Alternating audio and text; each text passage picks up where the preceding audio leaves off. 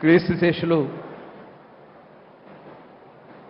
రామోజీరావు గారి సంస్మరణ సభ ఆంధ్రప్రదేశ్ రాష్ట్ర ప్రభుత్వం గౌరవనీయులు రాష్ట్ర ముఖ్యమంత్రి వర్యులు నారా చంద్రబాబు నాయుడు గారు, అదేవిధంగా ఉప ముఖ్యమంత్రి పవన్ కళ్యాణ్ గారు,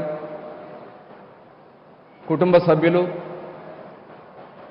రాష్ట్ర దేశ నలుమూలల నుంచి వచ్చినటువంటి ప్రముఖులు ఈరోజు ఇంత పెద్ద ఎత్తున ఆయనకి ఘనమైన నివాళులు అర్పించుకోవాల్సినటువంటి బాధ్యత మనందరిపైన ఉంది.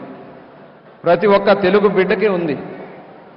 కృష్ణా జిల్లా పెదపారుపూడి గ్రామంలో ఒక సామాన్యమైనటువంటి రైతు కుటుంబంలో పుట్టి ఒక ఆదర్శవంతమైనటువంటి కార్యక్రమాలతో ప్రారంభించుకుని విద్యార్థి దశ నుంచే సమాజ సేవ పట్ల మక్కువను పెంచుకుని పత్రికా రంగంలో ప్రవేశించి 1974లో ఈనాడు పత్రికను ప్రారంభించి ఈనాటికి 50 సంవత్సరాలు అవిరామ కృషి చేసి తెలుగువారికి ఒక చైతన్యాన్ని నింపినటువంటి వ్యక్తి రామోజీరావు గారు. పత్రికా రంగంలోనే అనేక అన్నదాత ప్రోగ్రాం కానీ, వసుంధర మహిళల్లో ఒక చైతన్యం తీసుకురావడానికి ఈనాడు సంస్థను పెట్టి ఈనాడు టీవీ ద్వారా అనేక కార్యక్రమాలు చేసి, అదేవిధంగా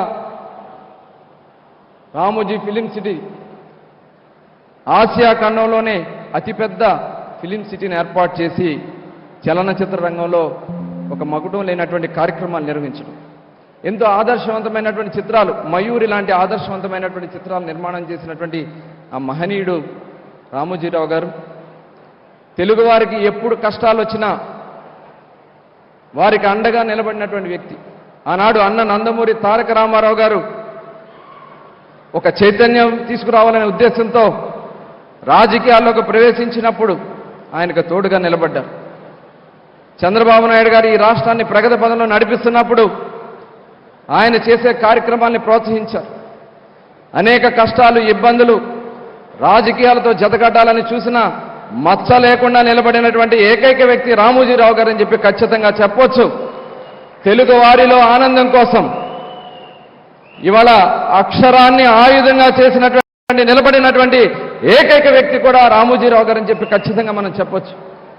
అదే కాకుండా ఇవాళ ఆంధ్ర రాష్ట్ర ప్రజలు పడుతున్నటువంటి కష్టాలను గమనించి ఆంధ్ర రాష్ట్ర ప్రజల కళ్ళల్లో ఆనందాన్ని చూసి మనల్ నుంచి దూరమైనటువంటి రామోజీరావు గారికి అమరజీవి, ఆయన పెట్టినటువంటి సంస్థలో ఎప్పుడు కూడా అజరామంగా మిగిలిపోతాయి కాబట్టి ఆయన అమరజీవి అని మరొకసారి తెలియజేసుకుంటూ ఇంత చక్కటి కార్యక్రమాన్ని ఏర్పాటు చేసిన ఆంధ్ర రాష్ట్ర ప్రభుత్వానికి, అదేవిధంగా గౌరవనీయులు రాష్ట్ర ముఖ్యమంత్రి చంద్రబాబు నాయుడు గారికి, పవన్ కళ్యాణ్ గారికి ధన్యవాదాలు తెలియజేసుకుంటూ సెలవు తీసుకుంటాను.